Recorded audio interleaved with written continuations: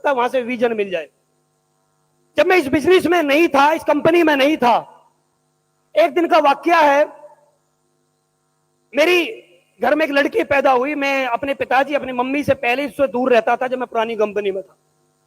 उन्होंने बोला था अगर तुझे गवर्नमेंट जॉब करनी है तो घर में रहना पड़ेगा, क्योंकि मेरे फैमिली में मैक्सिमम लोग गवर्नमेंट जॉब में हैं। उन्होंने बोला अगर गवर्नमेंट जॉब हम तेरी लगवा देंगे, अगर तुझे गवर्नमेंट जॉब करनी है तो तुझे घर में रहना पड़ेगा, अगर तू ये बिजनेस करना चाहता है तुझे घर छोड़ना पड़ेगा। और जो आदमी नेटवर्क मार्केटिंग को अच्छे से जानता है वो कभी भी नौकरी की तरफ नहीं जाता, वो चाहे उसकी जेब में कुछ हो या ना हो, वो अपना घर छोड़ के किसी भी शहर को बिल्ड करने के लिए चला जाता है। और मैं अपनी वाइफ और अपने बच्चों को लेकर ग्रेटर नोएडा जैसी जगह पर 4,000 रुपए महीने के किराए के कमरे में मैं रहने लगा।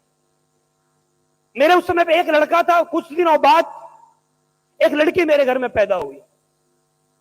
और लड़की जब घर में पैदा हुई उसके कुछ दिन बाद हमारे घर में एक दूध का डिब्बा आता था, क्योंकि लड़की बहुत कमजोर पैदा हुई थी। डॉक्टर ने बोला था अगर आपको लड़की को जिंदा रहना है, जिंदा रखना है, तो हॉस्पिटल के अंदर एक शीशा आता है, उसको क्या बोलते हैं मुझे नहीं मालूम, इसमें आपको रखना पड़ेगा, उसका पर डे का चार्ज 10,000 रुपए। वो मेरे पास नहीं थे। मैंने बोला कोई और ऑप्शन बताई, तो उन्होंने बोला कि 350 रुपए का एक डिब्बा आता है जिसका नाम डेक्सोलेक के नाम से आता है। मैं उस डिब्बे को लाता और अपनी बेटी को पिलवाता। ऐसे ऐसे दिन निकलते रहे, कहीं से कोई इनकम नहीं आ रही थी। मुझे कहीं से पैसा चाहिए था तो मैं कर्जे पे कहीं ना कहीं से उठा लेता था, क्योंकि लोग मुझे कर्जा दे देते थे। और जब मुझे कर्जा मिलता तो मैं कर्जे के चक्कर में 10.5 लाख रुपए तक कर्जे में पहुंच गया। एक दिन का वाकया है, मेरी जब लड़की रो रही तो मैंने अपनी वाइफ से पूछा रो क्यों रही है? बोली दूध का डिब्बा खत्म हो गया है। मैंने बोला ऑप्शन क्या है? हमारे घर में जो मेरी मम्मी ने मेरी वाइफ को जितने भी सोने चांदी की चीजें दी थी तो वो सब मेरी बिक गई थी। मेरे पास, मैं काम करता था, मेरे पास लैपटॉप था, वो मैंने बेच दिया था। मेरे पास बाइक थी जो मुझे शादी में मिली थी, वो मैंने बेच दी थी। उसके बाद एक दिन का जो वाकया था, लड़की रो रही थी और मेरी जेब में एक पैसा नहीं था। मुझे याद आया कि मेरा पीएनबी बैंक में अकाउंट है और मुझे पता था उसमें 500 रुपए पड़े हैं।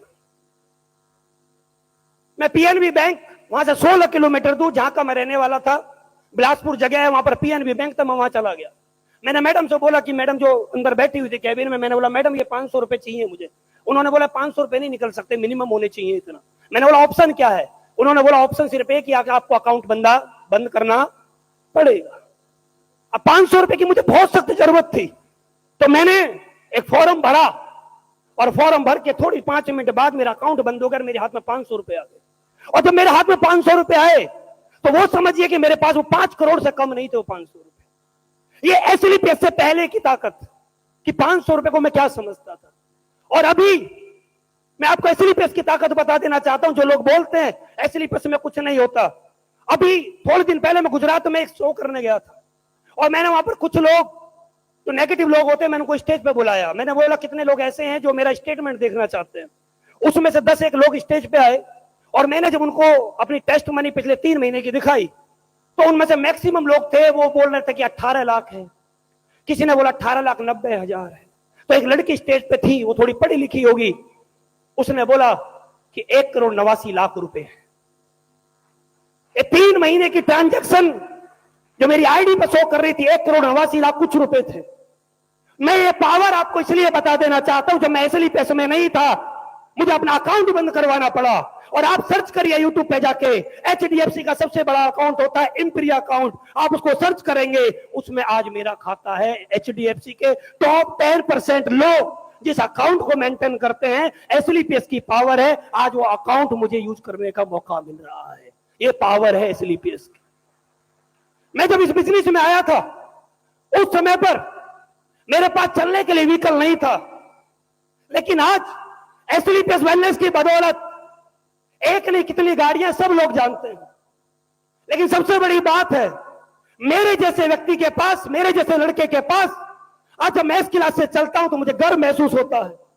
और मेरे को गर्व महसूस नहीं होता। मैं कौन हूं? एक बार की बात है, मैं और महिपाल गुरुजी ग्वालियर जा रहे थे और उस समय पर महिपाल गुरुजी के पास जैगवार गाड़ी थी। हम एक पेट्रोल पंप पे रुके, एक लड़का वहां पर आया, उसने ऐसा शीशा नॉक किया तो मैंने उसका बटन दबाया और शीशा नीचे गया। उसने बोला ये गाड़ी कितने रुपए की है, महिपाल गुरु जी की जैगुआर जो है। मैंने बोला भाई मुझे मालूम नहीं है, सर खड़े उनसे पूछ लो। वो सर के पास गया और सर ने बोला मुझे नहीं मालूम, वो जो साहब हैं जो गाड़ी चला रहे हैं उनसे पूछो। वो मेरे पास आया, उसने बोला कितने की है, मैंने बोला मुझे नहीं मालूम, सर के पास गया। तो जैसे ही वो सर के पास आया तो उसने फिर बोला सर को कि वो तो ये बोल रहे हैं कि गाड़ी इनकी है। नहीं नहीं, महिपाल सर ने बोला कि नहीं नहीं पूछो उनसे, गाड़ी उन्हीं की है, वो साहब हैं। उस दिन मैं लोअर टी शर्ट में था, और जब आप मुझे लोअर टी शर्ट में देखोगे ना, तो उस लड़के ने एक ही बात महिपाल गुरुजी के मुंह पे बोली, ये भी कोई साहब है। सोचिए, जिसको लोग साहब नहीं बोलते थे वो लगभग 3 करोड़ की गाड़ी से चलता है, ये असली देश की पावर है।